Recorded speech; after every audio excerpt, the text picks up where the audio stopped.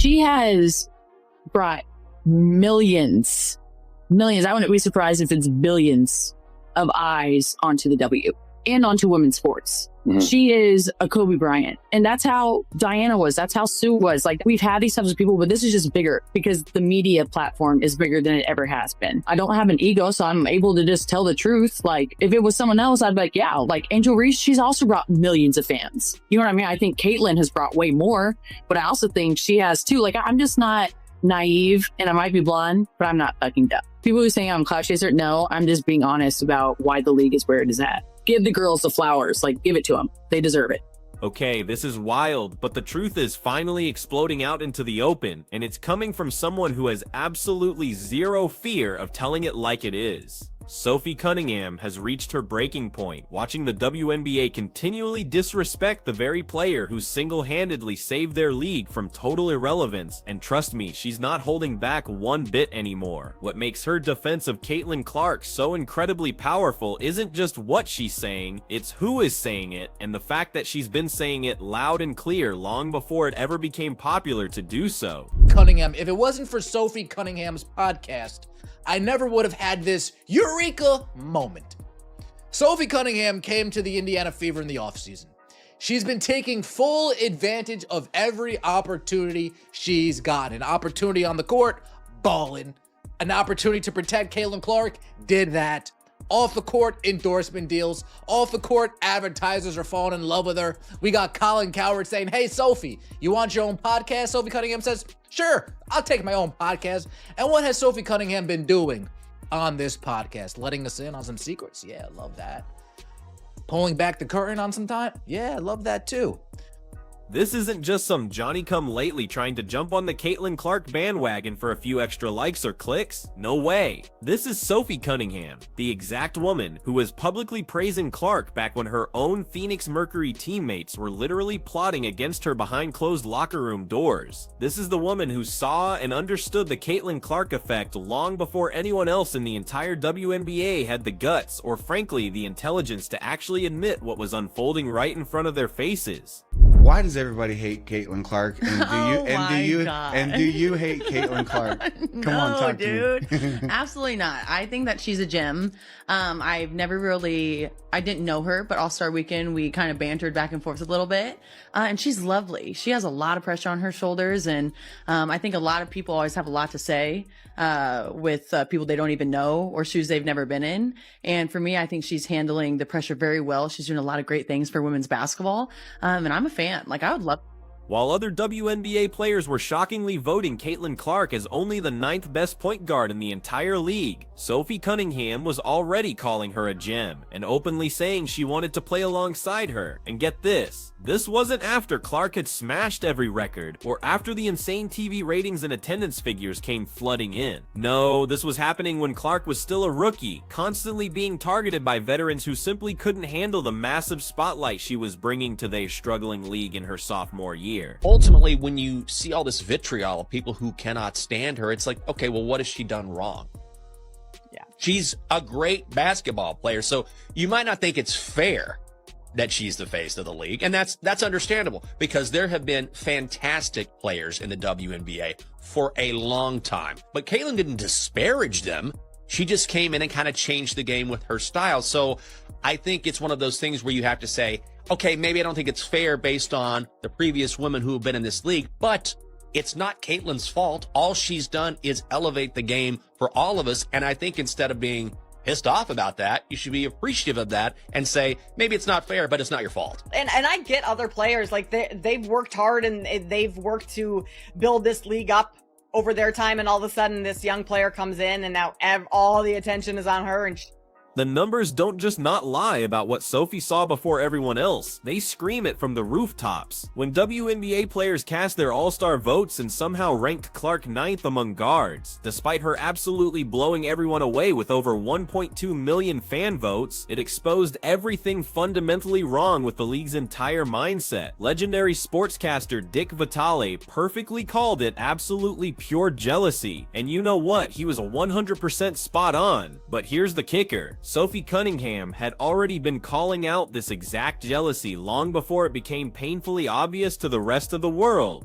But time and time again, Sophie Cunningham has repeatedly been calling out the officiating. And what's one thing the WNBA holds over these players' heads? Ooh, I'm going to fine you.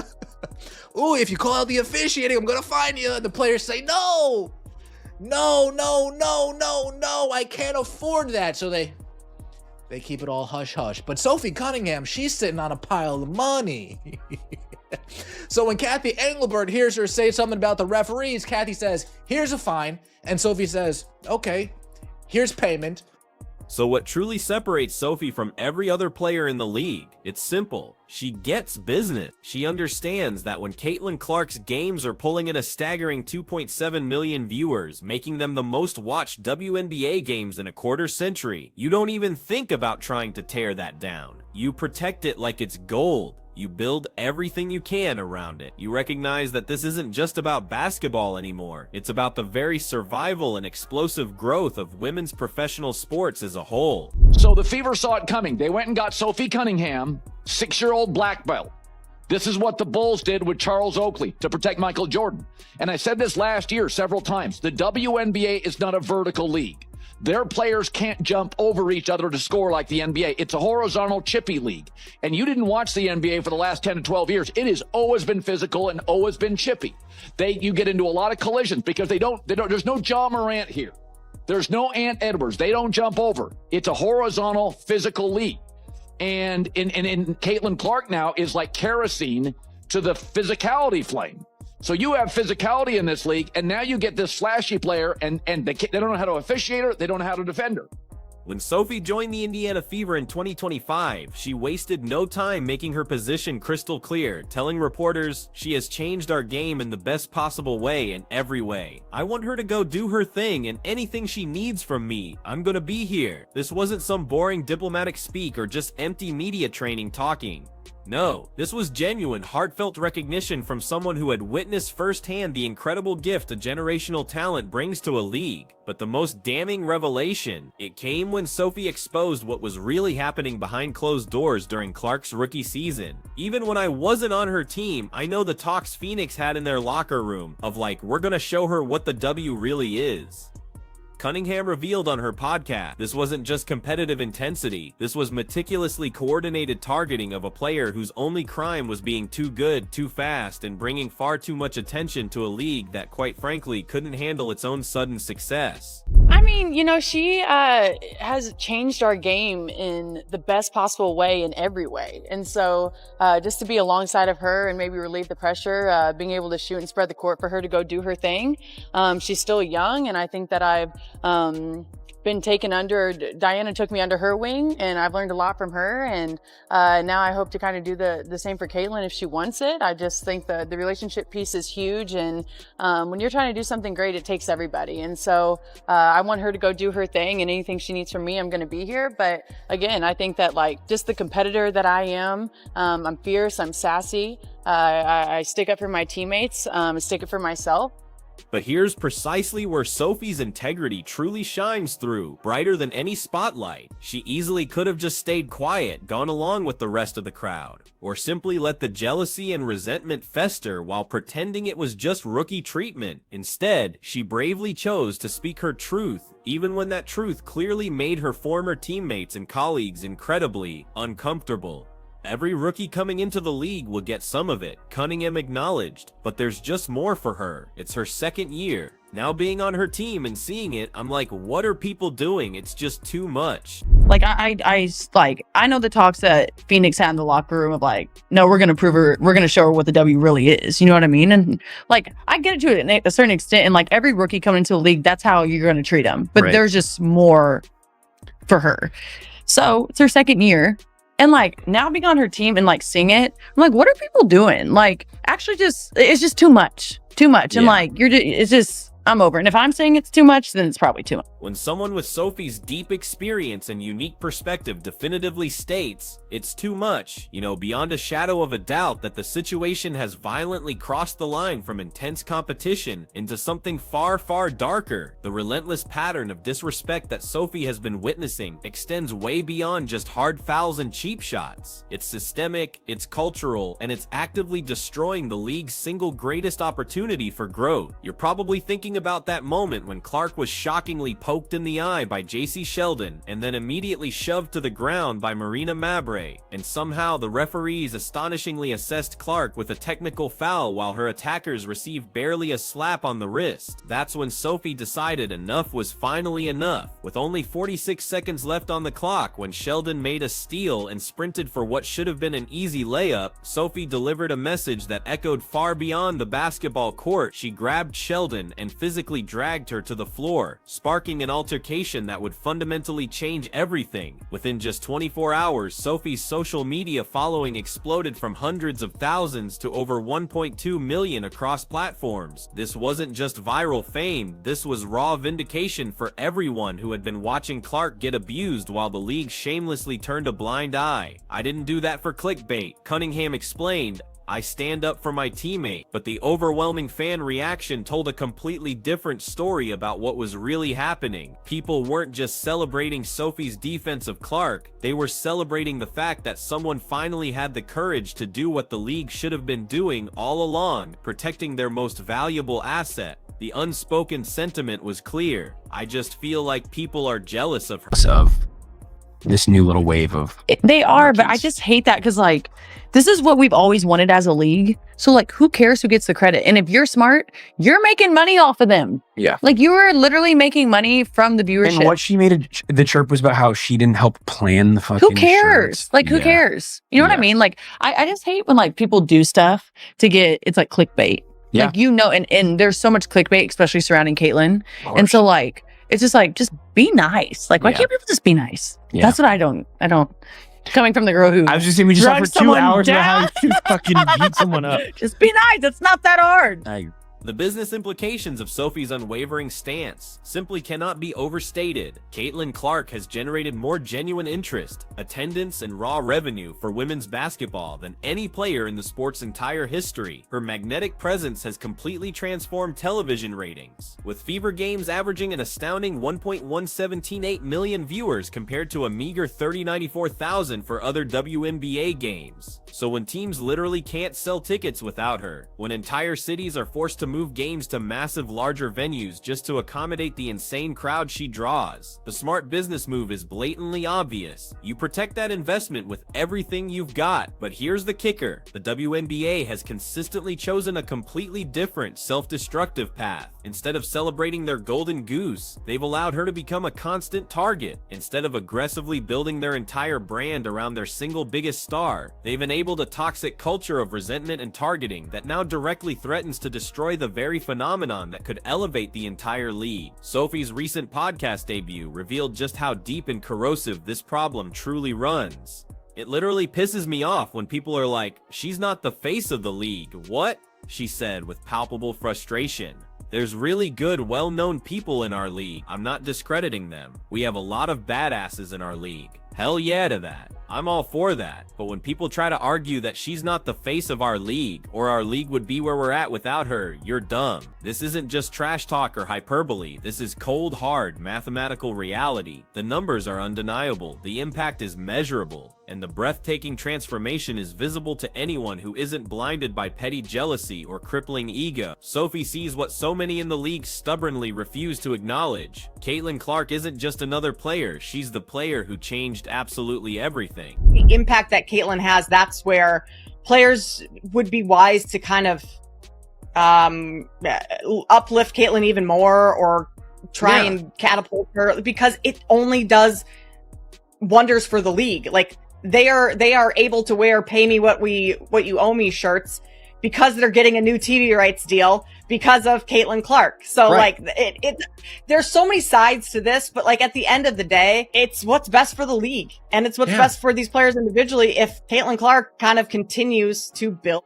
The stark, clear difference between Sophie's approach and the league's official strategy reveals absolutely everything wrong with the WNBA's current priorities. While league leadership has been fixated on managing optics and desperately trying to maintain a broken status quo, Sophie has been laser-focused on fiercely protecting and tirelessly promoting the asset that truly could transform women's professional sports forever. While other players have shamefully engaged in petty targeting and coordinated harassment, Sophie has bravely stood as a defender and an advocate for pure excellence. Even her former Phoenix Mercury head coach, Nate Tibbetts, praised her approach, saying, "I think when you come in this league as a second-round pick, you've got to have some toughness and grit to you." She's embraced that role and it's worked for them. And so, I give Sophie credit because she competes at a high level. But Sophie's immense value isn't just in her toughness, it's in her crystal clear vision for what the league could become if it would only stop sabotaging itself. And get this, the financial opportunities that have come Sophie's way since her courageous defense of Clark tell their own undeniable story about the massive market demand for someone willing to stand up for what's truly right. Her agency lined up fresh deals within days of the incident, including partnerships with Ring and other major brands. She launched a wildly successful podcast and has openly acknowledged that these new opportunities will significantly exceed her $100,000 WNBA salary. The market, it turns out, is wisely rewarding integrity and courage, while the league sadly continues to reward mediocrity and crippling jealousy. Oh, not last week, a couple days ago, when Caitlin Clark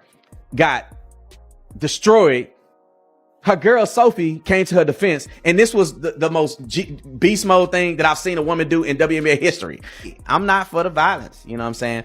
But I am for you saying, if y'all want to get busy out here, we can get busy out here. And I know we got some clips of Sophie outside of basketball going to the game. So I just want to put the whole picture together, right?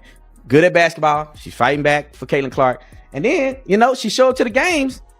But Sophie's powerful message goes way deeper than just individual success or even simple team loyalty. She's calling out a fundamental systemic failure that actively threatens the entire future of women's professional basketball. This is what we've always wanted as a league, she pointed out. So like, who cares who gets the credit? This, right here, should be the unifying attitude throughout the entire WNBA, is celebrating success, no matter where it comes from, building on incredible momentum rather than tearing it down, and fiercely protecting their stars instead of enabling their abuse. The tragic irony is almost unbearable. Sophie actually had to leave Phoenix to find teammates, and an organization truly willing to support this essential vision. Her shocking revelation about the Mercury locker room conversations perfectly illustrates just how deep the toxicity runs. Players who should have been celebrating the electrifying arrival of a generational talent were instead secretly plotting to show her what the W really is. Well, they got their wish, didn't they? Showed Clark exactly what the WNBA is, a league so utterly consumed by petty jealousy that it would rather destroy its own salvation story than humbly admit it desperately needs help. Sophie's emergence as Clark's fearless defender and passionate advocate has bought the WNBA some time, yes, but it's also brutally highlighted just how utterly broken the entire system has become.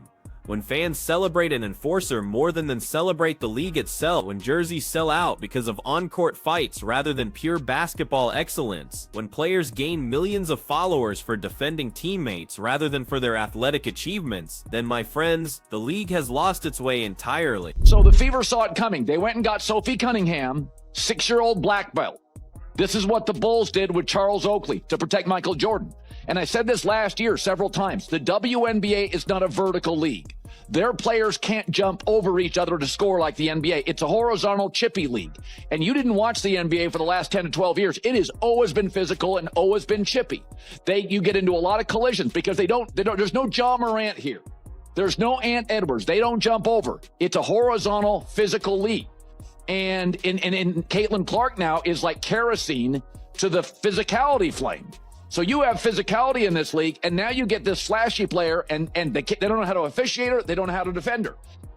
The most telling aspect of Sophie's bold stance is how sharply it contrasts with the league's often tepid official response. While the WNBA has consistently failed to address the systematic targeting of their single biggest star, Sophie has courageously taken it upon herself to provide the exact protection and unwavering advocacy that should have come directly from league leadership. She's essentially doing the job that commissioners and referees have failed to do, ensuring that raw talent is protected and genuine excellence is celebrated, rather than brutally brutally punished. Her insightful comparison of Clark to absolute legends like Diana Taurasi and Sue Bird showcases the profound level of respect and recognition that should be standard throughout the entire league. The way that Caitlin thinks of the game, that's a really close second. Sophie said about Clark's basketball IQ compared to Taurasi's. They are always 10 plays ahead of everyone. They're always on a whole different wavelength. This right here is precisely the kind of deep appreciation and analytical insight that should be coming from every single corner of the WNBA, not just from one courageous teammate willing to speak the uncomfortable truth. Sophie Cunningham's defense of Caitlin Clark isn't just about protecting one player. It's about defending the very future of women's professional basketball itself. She understands what the WNBA leadership seems utterly incapable of grasping, that Caitlin Clark isn't a threat to the league's established order. She is, without a doubt, the undeniable key to its transformation and unparalleled growth. The way that Caitlin thinks of the game, that's a really close second. And so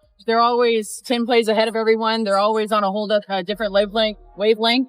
And I'm just happy that I got my time with DT. I love her to death. I'm so excited to watch her docuseries. I think she deserves the world and more. I know she's enjoying retirement, probably going crazy because she's also psycho, and I've said that multiple times. But it's been fun to be a sponge, and then kind of talking with Caitlin, you know, just kind of seeing that she's at the beginning of her professional career, but there's a lot of similarities there.